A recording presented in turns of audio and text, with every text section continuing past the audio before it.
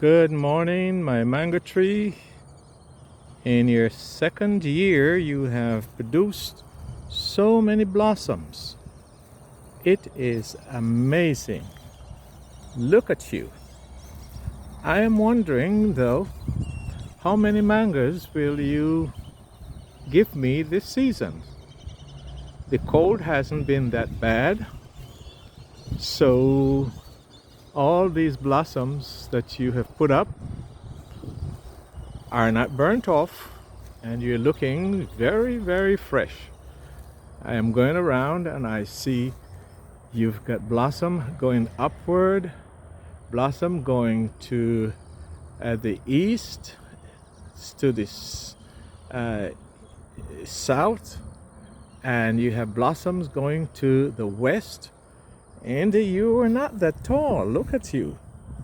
I also noticed that the ducks and some of the birds have been trying to form a nest at your trunk, but they are not succeeding because there's plastic that are put there underneath the chips.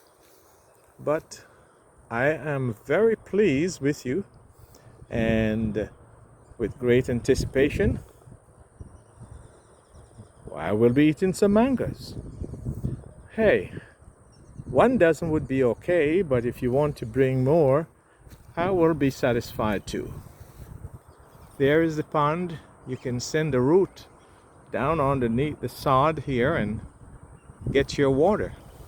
So I don't have to pour any special watering on your root or on your leaves. I have had tea with your leaves also, because my brother told me that mango leaves are very good to drink, and I tried it and it tastes good. Didn't hurt. I'm still standing here.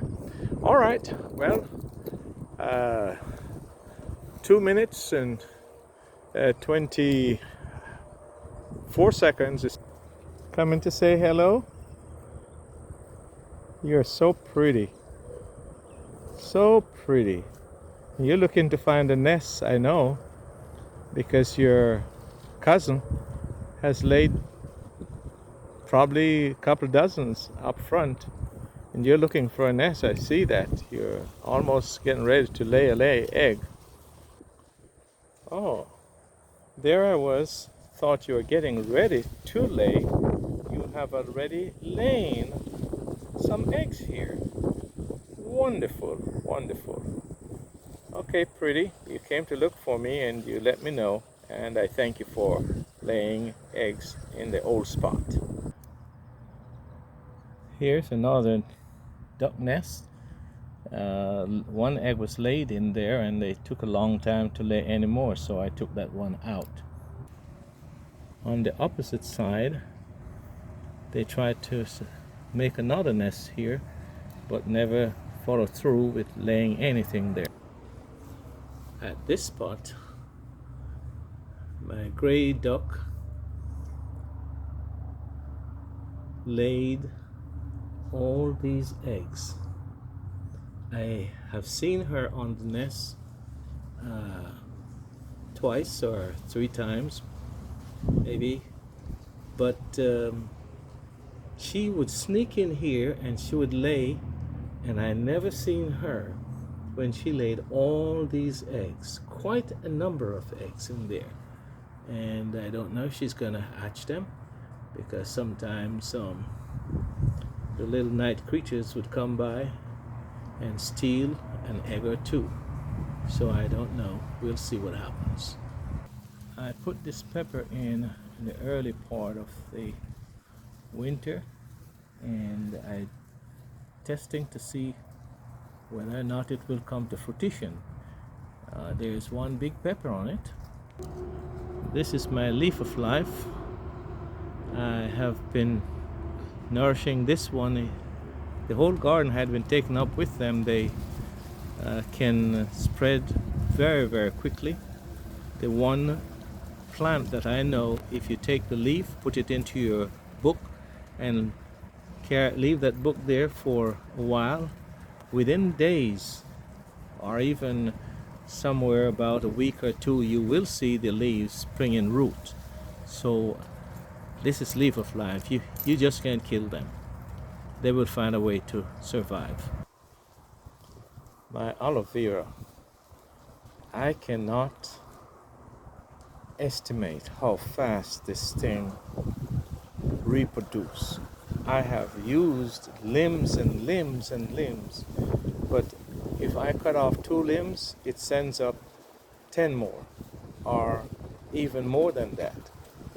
So I don't know, the pot is too small for it. Maybe when I get a chance, I will spread them out some. But they are very good. I use them for all different things. This is one of my sugar pine. I buy the pines, I eat the meat, put the head in the ground. This is another of the pines. Eat the meat, plant the top.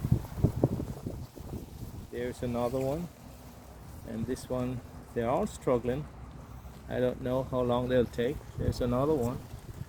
Whether they'll come to fruition, I have no idea, but I just like to see them in the garden, that's all. This is part of the dust from the brick or whatever concrete that Eps's daughter used to break down my chain. You can see the impression on the door where they hit it in order to get to the chain. The base of the alarm system for the door, they broke that off. This is where part of the chain was anchored with the screws. This is the other side where the chain was anchored. And there is where the facing of the door was damaged. This is the path that they took through here. They came around here. I was backing away from them, and they came around here. And in this passage, all 3 of them couldn't hold there. They're too big. And so they put the mother in front, and then the 2 daughters were like her backups. This is just where she grabbed my glasses and my mask off my face and lacerate my face, whether with, I don't know with what, maybe nails or something. And from here, I backed away, and I had the 911 on the line, and they were instructing me what to do. I continued through here and took the short way here, and 911 told me to get out. So I got out through this door here, got back to the porch, and then got out that side entry from the back porch, and you can see the deck in the distance. That's where I went across my neighbor's yard and stayed there until the local police showed up from 911. One of them felt quite comfortable, sat in my recliner, drank her water, and left a portion of it right there. It's still there. I'm not moving it. This jacket, matter of fact, 2 pieces, the denim and this one, were left in the one was hanging on my recliner, the other one was hanging on one of the dining room chairs, and so I put them in the garage. I don't want to have them in the house. This is the chain that they broke off. Supposed to be security chain. But evidently they came with vengeance to blow my house in that day. You know, Little Pigs story. And they broke it off.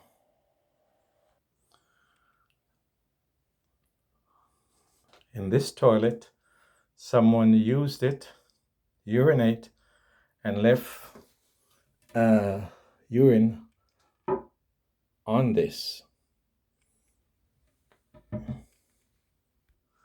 In this toilet, someone used it, but they never flushed it. I had to flush it because I don't want to have the mess sitting around here stinking up the house. They took this clock down and changed the time. That is really amazing that they would take time to even take my clock down and change the time. This computer, whoever did not like the music I was playing, they took time to break it. The plug for the computer cannot be plugged in. It can't play on it anymore. So I don't know what justification they got out of that, but evidently somebody was angry and they wanted to do what they want to do. My little space heater. It's not this one. I had to take that one back and replace it with this one because they broke it. It couldn't heat or anything or whatever they did to it. I have no idea. They know what they were doing. They live in cold country and they know how to do things. This bed was spread, not like it is right now. This was not on it, but they went ahead and put up the cover that was on it for whatever reason. I don't think the bed had done anything to them. So, and I know that I didn't do anything, so the bed didn't complain. I had to come back and make it up and went ahead. This little filter here keeps the air clean for me so I can breathe properly. They went ahead and they unplugged it, but thank the Lord they did not damage it. It was able to play again. Anger helps nobody. It may have hurt many in the past. It may be hurting many presently, and it will continue to hurt others in the future. We know that the Word of God says, "Be angry and sin not." So even if there is something to be angry about, we should learn how to contain ourselves and not allow vehemence to boil over to hurt anybody, which in turn hurts oneself. My cut, I didn't go to the hospital. I didn't think it was life threatening. And so I didn't nurture it to make it last. I used the kind of things that can remove the scars. It hurt for a while. Nevertheless, the scar is getting better. My glasses were not broken. I was able to use them again. My mask, I still can use it, and I thank God for that. But we can live above the law, and the law will not hurt us. The law is good if we know how to live above it. But the law is for the lawless, the ones who commit crimes, whether it is hurting somebody. The law is for murderers. The law is for the thieves. The law is for the whoremongers. The law is those people that do wrong. The law is there to correct them. And so I will forgive anyone who hurts me, but I am not going to play law officer to say what should be the justification in this. Let the law run its course. That's why we have law enforcement officers. That's why we have judges. They study. Most of them will apply the law legally. In any course of life, there are going to be some people who will not follow the guidelines. But the ones that do, and they are in the majority, I believe that, they will do it appropriately and not try to hurt others. So may God help those who have done their wrongs to hurt me and to hurt the things I have here. And I don't go to people's house to interfere with them. And where I live, that's my abode. And I feel comfortable behind my closed doors and should not be disturbed in such a manner. So whatever is right, let it be done accordingly.